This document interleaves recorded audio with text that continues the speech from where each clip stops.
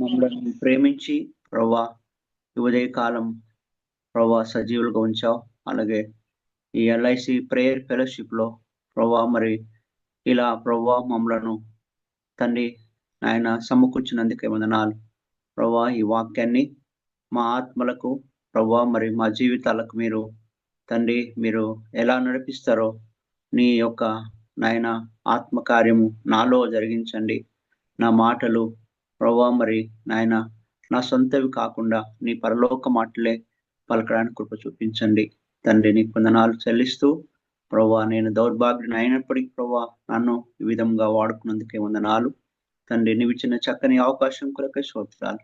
ఈ వాక్యాన్ని నాకు మాకు ప్రభా మీరు మేలుకరంగా చేయమని దీవెనకరంగా చేయమని ప్రభా నీకు ఒక పాదాల యొద్ద బ్రతిమాలి స్తుతించి అడిగి వేడుకుంటున్నాం తండ్రి. ఆమేన్.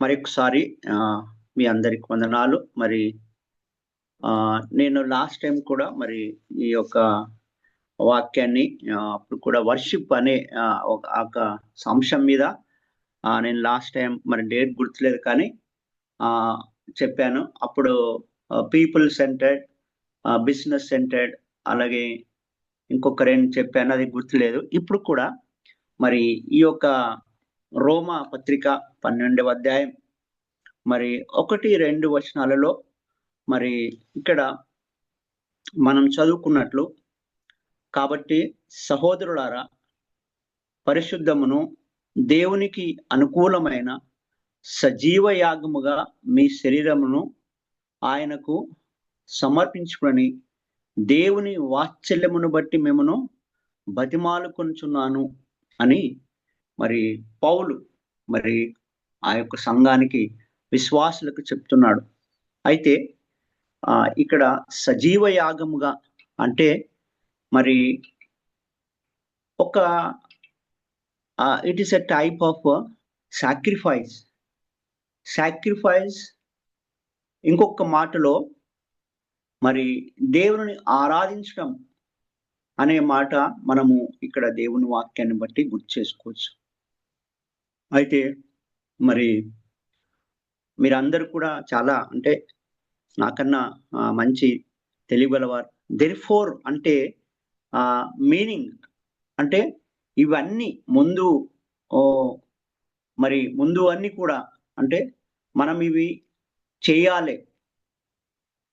చేయవలసిన వారమని మరి దెర్ఫోర్ ఐ బిషీస్ యు అంటాడు. గనుక మనము ఈ యొక్క ఉదయకాలం మరి ఎలా దేవునికి ఆరాధించాలి, ఎలా మన జీవితాలు సమర్పించుకోవాలనే ఆ యొక్క మరి ఈ 4 విషయాలు ఈ ఉదయకాలం ధ్యానిద్దాం. మొట్టమొదటిగా మరి మన యొక్క అర్పణ it should acceptable in the sight of God. మన యొక్క మరి worship it should be acceptable in the sight of God. మనం ఎన్నో అర్పణలు అర్పిస్తాం, మరి ఎన్నో పాటలు పాడుతాం. మరి is it acceptable in the sight of God? ఒకసారి మనము మనమే మరి ఆలోచించుకోవాలి, విమర్శించుకోవాలి, తెలుసుకోవాలి. ఫర్ ఎగ్జాంపుల్ మరి ఆదికాండం 4వ అధ్యాయం 3-5 వరకు అక్కడ మరి ఈ యొక్క అర్పణ అనేది మరి ఆదాముకు అవ్వకు తన కుటుంబానికి మరి మరి చరిత్ర చెప్తుంది. ఆయన నేర్పించాడు. అయితే అక్కడ ఆదికాండము 4:3-5 వరకు కయ్యూను కూడా అర్పించాడు, తన యొక్క అర్పణ అర్పించాడు. కానీ దేవుడు దాన్ని యాక్సెప్ట్ చేయలేదు. So it is not accepted or acceptance to God. So ఇక్కడ మనము నేర్చుకోవాల్సిన పాయింట్ ఏంటంటే మరి మనం అర్పించిన అన్ని కూడా దేవుడు మరి God does not accept everything what we give to God. ఈ ఉదయ కాలము మరి మన యొక్క అర్పణ దేవునికి మరి యాక్సెప్టెన్స్, అంగీకారముగా ఉండే అర్పణలు మనము అర్పించాలి. ఒకవేళ మనం ఎన్నో ఇస్తాం, ఏవోవో ఇస్తాం, కానీ is it acceptable to God?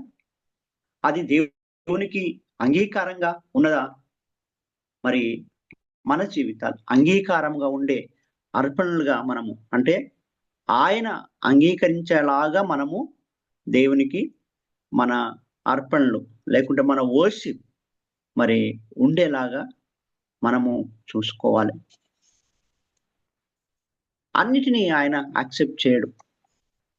అందుకే కాబోలు ఆ కయ్యూన్ మరి మరి యాక్సెప్ట్ చేయలేదు. అది అంటే తన హృదయపూర్వకంగా దాన్ని దేవునికి అర్పణ చేయలేదు.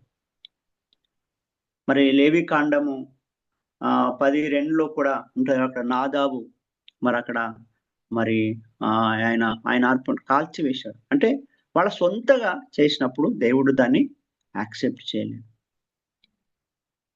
మనం కూడా మరి దేవునికి, అందుకే ఈ రోమా 12:1లో మరి మనము ఆయనకు మరి సమర్పించేటప్పుడు మరి ఎలా దేవునికి మన యొక్క అర్పణలు, మన వర్షిప్ మరి ఎలా కోర్స్ మనం పాట పాడొచ్చు, ఇంకేమైనా చేయొచ్చు, కానీ is it acceptable to in the sight of God అని మనమే ఒక్కసారి విమర్శించుకొని మరి ఎలా మనము దేవునికి మన అర్పణలు కానీ మన వర్షిప్ కానీ ఎలా చేస్తున్నాం.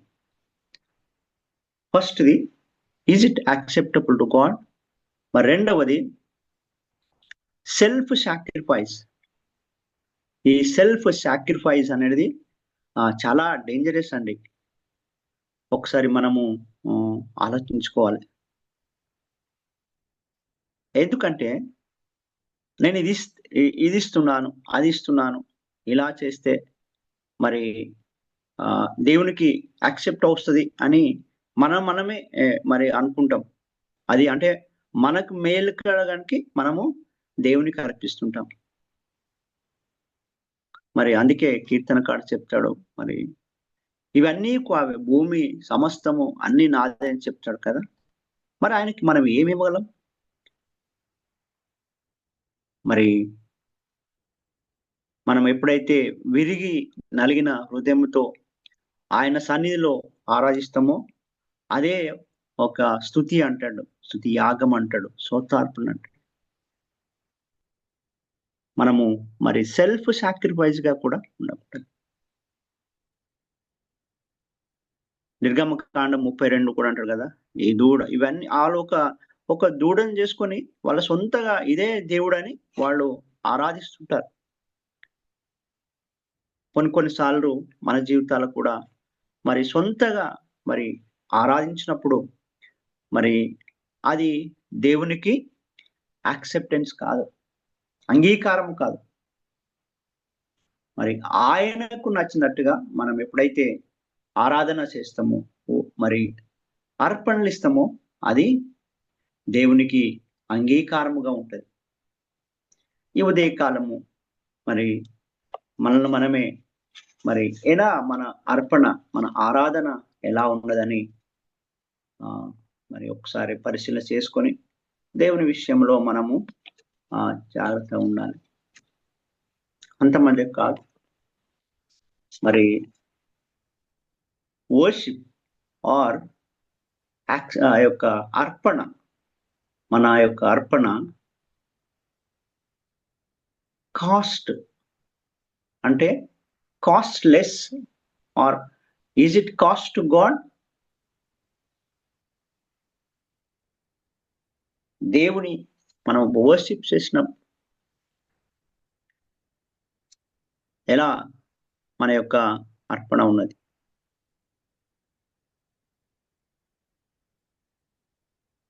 మరి మత్తయి సువార్త 26లో మనం చూస్తాం కదా, మరి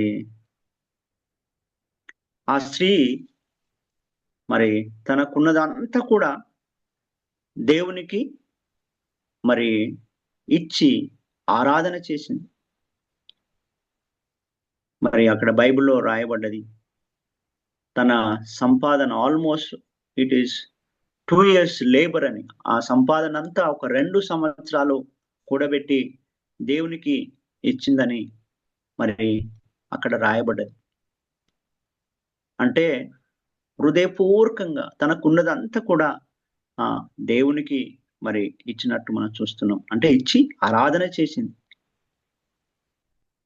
సో అలా మనము మరి దాచుకొని, అంటే ఉన్నది ఉన్నట్టుగా ఇవ్వడానికి మనము నేర్చుకోవాలి. అంత మాత్రమే కాకుండా మరి ఆ యొక్క వృద్ధురాలు కూడా మరి తనకున్నదంతా మరి రేపటికి ఏమవుతుందో తెలియదు ఆమెకు. రేపు తింటనో ఉంటనో అని తెలియదు. కానీ తనకున్నదంతా కూడా మరి దేవుడు అంటే యేసు ప్రభు చూస్తుండగా ఆ కానుక పెట్టెలో మరి ఆమె తనకున్నదంతా కూడా ఇచ్చారు. మరి ఈ రోజుల్లో అంటే మరి చాలా సంఘాలలో ఇదొక మరి బిజినెస్ లాగా అయిపోయింది. నేను ఇస్తే దేవుడు నాకేదో చేస్తాడు, నాకేదో మేలు చేస్తాడు అనే ఆ దృక్పథంతో ఆలోచన ఇస్తే మరి మన అర్పణలు, మన యొక్క మరి స్తుతి అది దేవునికి అంగీకారంగా ఉండదు. మనం ఎప్పుడైతే మనము మనము సెల్ఫ్లెస్గా మరి దేవుడికి ఇస్తామో మరి అదే దేవుడు అంగీకరిస్తాడు. మరి మొదట మనం చెప్పుకున్నట్లు కయ్యూని యొక్క వర్షిప్ అంటే కయ్యూని యొక్క అర్పణ అక్కడ దేవుడు అంగీకరించలేదు. మరి అది దేవుడు అంగీకరించకపోతే మరి అది వ్యర్థమే. గనక మన జీవితాలు మనం కూడా దేవునికి నచ్చినట్టు యాక్సెప్టబుల్గా ఇస్తే అది అంగీకారం అవుతుంది. అలా చేయడానికి మనము మరి నేర్చుకోవాలి. దినదినము మనం అందరం కూడా నేర్చుకోవాలి. ఒక రోజులో ఇది రాదండి. ఎందుకంటే వి షుడ్ మన దేవునిలో ఎదుగుతుంటే మరి ఆయనకి ఇవ్వడంలో మరి ఆయనకు మరి ఆరాధన చేయడంలో నేర్చుకున్నప్పుడే అలా మనము పరిపక్వంలోనికి మరి చెందుతాం. అలా చేయడానికి మనము నేర్చుకోవాలి. అంత మాత్రమే కాదు, మరి అపోస్తలుల కార్యాలు 8వ అధ్యాయంలో కూడా మరి అక్కడ ఒక ఆయన సీమోను ఉంటాడు. మరి దేవుని యొక్క మరి ఈ పేతురు సేవకులు ఎన్నో అద్భుతాలు చేస్తుంటే అక్కడ ఆయన కొనుక్కోవాలని చూస్తాడు.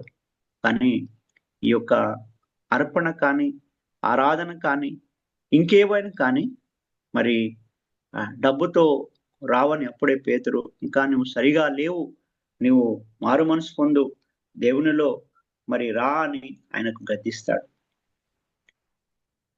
అంటే ఈ రోజుల్లో కూడా డబ్బుతో మరి ఎన్నో ఈ యొక్క కొన్ని మరి సేవకులు కానీ, చర్చెస్లు కానీ ఏదో చేయాలి అనుకుంటున్నాడు. అది దేవుని సన్నిధిలో మరి తప్పు, రాంగ్. మనము మరి ఏది కూడా డబ్బు వల్ల దేవుడు యాక్సెప్ట్ చేయడు. మనం ఏదో ఇంత ఇష్టం అంత ఇష్టం అని మనం అనుకుంటాం. కానీ దేవుడు మరి అది అంగీకరించకపోతే నువ్వు ఎన్ని ఇచ్చినా దేవుని సన్నిధిలో వ్యర్థమే. ఒకవేళ హృదయం సరిగా లేకపోతే, ఆయన బిడ్డగా లేకపోతే ఆయన అంగీకరించడు. మరి ఇదే అపోస్తలుల కార్యాలు కూడా మరి బర్నబా ఆయన వాళ్ళు మరి దేవుని సేవలో ఎక్కువగా వాడుతుంటే మరి అక్కడ అననీయ సపరే కూడా ఉన్నారు కదా, వాళ్ళు కూడా మరి దేవుడు ఆ యొక్క పేతురు సేవకుడు దేవుడిని క్వశ్చన్ చేస్తాడు. నీవు ఇంతకే అమ్మావమ్మా, ఇంతకే అమ్మావని ఇద్దరిని క్వశ్చన్ చేస్తాడు. యాక్చువల్గా ఆ ప్రాపర్టీ వాళ్ళది, ఆ డబ్బు వాళ్ళది, అది అంతా వాళ్ళది. కానీ వాళ్ళు దేవుని సన్నిధిలో వాళ్ళు ఏం చేశారు, కొంత దాచుకొని దేవునికి ఇచ్చారు. సో అక్కడ ఉన్నది చెప్పుండే బహుశా అంటే నా ఆలోచనలో వాళ్ళు బతికేవాళ్ళేమో, కానీ అక్కడ దేవునికి, పరిశుద్ధాత్మను దేవునికే మోసం చేశారు. సో ఆ లెసన్ మరి ఎందుకు దేవుడు మనకు చూపించాడంటే, మనము ఇలాంటి విషయాల్లో జాగ్రత్తగా ఉండాలని దేవుడు మనకు ఇది రాసి పెట్టాడమని నేను మరి ఆలోచన చేశాను. మనము దేవుని సన్నిధిలో యథార్థంగా ఉండాలి. యథార్థంగా ఉన్నప్పుడే దేవుడు మన యొక్క కానుకలు, మన యొక్క అర్పణ, మన యొక్క వర్షిప్ అంగీకరిస్తాడని మరి దేవుని ఆత్మ చేత, మరి నా మాటలు కావు సార్, నా మాటలు కావు మేడం, ఎందుకంటే దేవుని ఆత్మ చేత మనము మరి ఎప్పుడైతే సంపూర్ణంగా మరి ఆయనకి ఇస్తామో అదే అంగీకారం అవుతుంది. అలా ఉండడానికి మనము నేర్చుకోవాలి.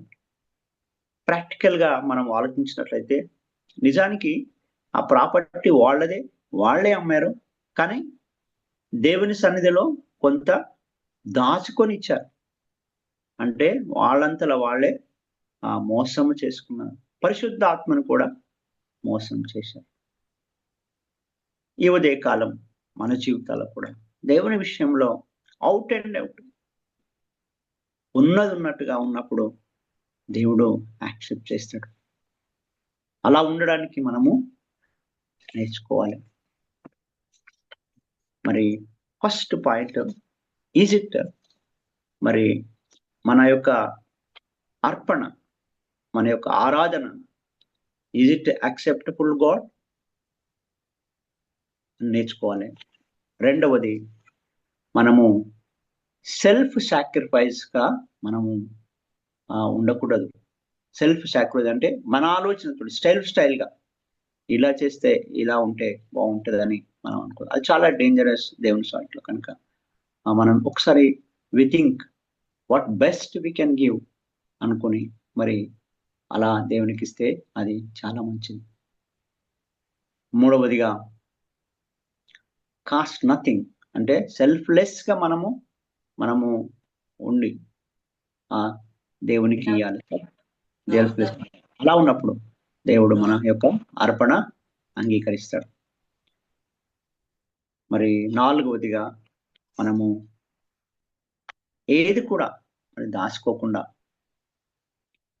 దేవునికి ఇవ్వాలి, సంపూర్ణంగా ఇవ్వాలి. అప్పుడే అది అంగీకరించబడుతుంది. ఈ ఉదయ కాలం ఒక్కసారి మనల్ని మనమే సమర్పించుకొని ఆయన సన్నిధిలో మరి మనము ఎలా దేవుని విషయంలో మన యొక్క, అందుకే భక్తుడు మనల్ని మనము సజీవంగా అంటే ఉన్నది ఉన్నట్టుగా ఉన్న పాటను మనము ఎప్పుడైతే ఆరాధన చేస్తామో అలా ఉంటామో దేవుడు అంగీకరిస్తాడు. అలాంటి ఆరాధన, అలాంటి అర్పణ మనము సమర్పించుకొని జీవించాలి. అందుకే ఒక భక్తుడు అంటున్నారు కదా, ఏది నీ సమర్పణ, ఏది నీ యొక్క త్యాగము అని ఒక పాఠపూర్వకంగా రాశాడు.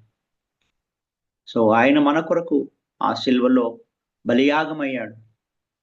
తను తానే మరి ఈ లోకానికి వచ్చి మరణించి తిరిగి లేచి మన కొరకు మరి ఈరోజు కూడా ఒక అడ్వకేట్ గా మన తరఫున దేవుని మరి గోచాడుతున్నాడు. మనము ఈ ఉదయ కాలము ఈ 4 విషయాలలో ఎలా దేవునికి మనము అర్పణగా ఉంటామో నేర్చుకొని మన జీవితాలు సరిచేసుకొని ఆయనకు అంగీకారముగా మరి ఆయన ఇష్టపడే ఆ యొక్క అర్పణ, మన చెల్లింపులు, అర్పణ అంటే నాట్ ఓన్లీ డబ్బు పురం కాదు, కానీ సజీవయంగా మనము ఆయన సన్నిధిలో వర్షిప్ చేసిన, ప్రార్థన చేసిన, ఏది చేసిన మనస్ఫూర్తిగా చేసినప్పుడు ఆ యొక్క మరి అర్పణ కానీ వర్షిప్ కానీ అది అంగీకారం ఉంటుందని ఈ ఉదయకాలం మనము మరి నేర్చుకొని మనందరం అలా ఉండడానికి తీర్మానం చేసుకోవాలి.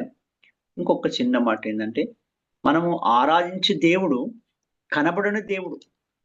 అందుకే మనము అంటే మనుషులుగా కనబడని దేవుడు కాబట్టి మనము ఏదో ఇస్తున్నాము, ఎలా చేస్తున్నాము, కానీ దేవుడు అన్ని వేళ ఈజ్ ఓమ్ని ప్రెసెంట్, మరి అన్ని వేళ ఉంటాడు అనే యొక్క ఆలోచనతో ఎప్పుడైతే మనము అలా చేస్తామో దేవునికి మన జీవితాలు అంగీకారములుగా ఉండలాగున మనము మరి ఈ లోకయాత్రలో జీవించాలని ఎప్పటికప్పుడు సరి చేసుకొని మరి ఆయనకు యాక్సెప్టబుల్ గా ఉండాలని ఈ ఉదయకాలం మరి on behalf of LIC prayer fellowship తరపున మరి నాకు ఇచ్చిన ఈ అవకాశాన్ని బట్టి మరి ఒకసారి దేవునికి మీ అందరికీ ఇజ్రాయెల్ సార్ కూడా వందనాలు చెల్లిస్తూ ఈ చిన్న మరి మాటలు ముగించుకుంటున్నాను. Thank you very much.